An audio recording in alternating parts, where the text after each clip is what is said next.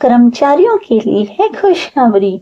DA बढ़ा दिया गया और इसके साथ साथ 3 महीने का एरियर भी दिया जाएगा। इस बात की कैबिनेट ने दे दी है मंजूरी।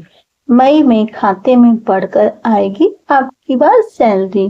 पूरी डिटेल जानिए मेरे साथ। इसके लिए चैनल को कर दीजिए सब्सक्राइब और वीडियो को कर दीजिए लाइक। आप देखते हैं डिटेल।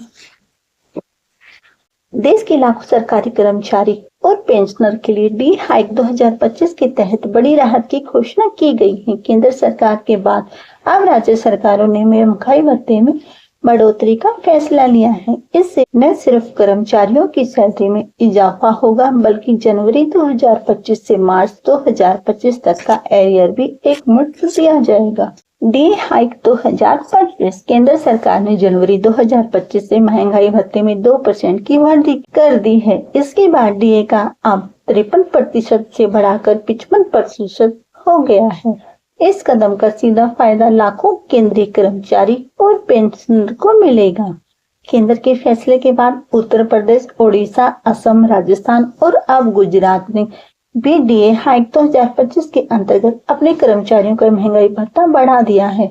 गुजरात कैबिनेट मुख्यमंत्री भूपेंद्र पटेल की अध्यक्षता में हुई बैठक में इस प्रस्ताव को मंजूरी दे दी गई है। 7वें और 6वें वेतन आयोग के कर्मचारियों को मिलेगा इसका लाभ। गुजरात सरकार द्वारा घोषित डीए के अनुसार 7वें वेतन आयोग के कर्मचारियों को 2% की वृद्धि मिलेगी। 6वें वेतन आयोग के कर्मचारियों को 6% की वृद्धि मिलेगी।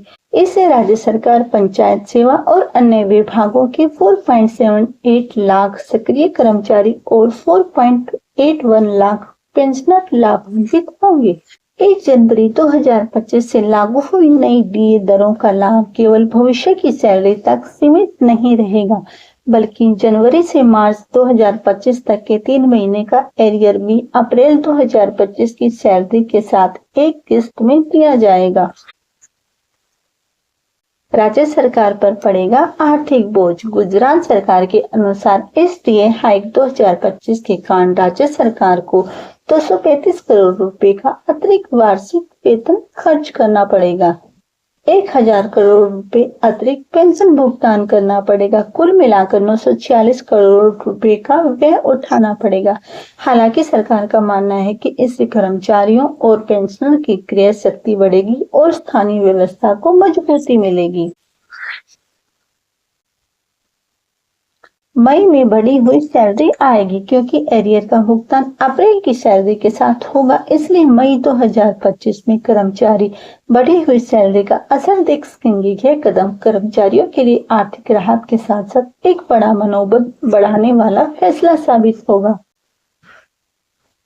निष्कर्ष, केंद्र और राज्य सरकारों की ओर से कर्मचारियों और पेंशनर के लिए हित में उठाया गया एक सकारात्मक कदम है जिससे महंगाई के प्रभाव को संतुलित करने में मदद मिलेगी और वेतनभोगी वर्ग को आर्थिक मजबूती भी मिलेगी।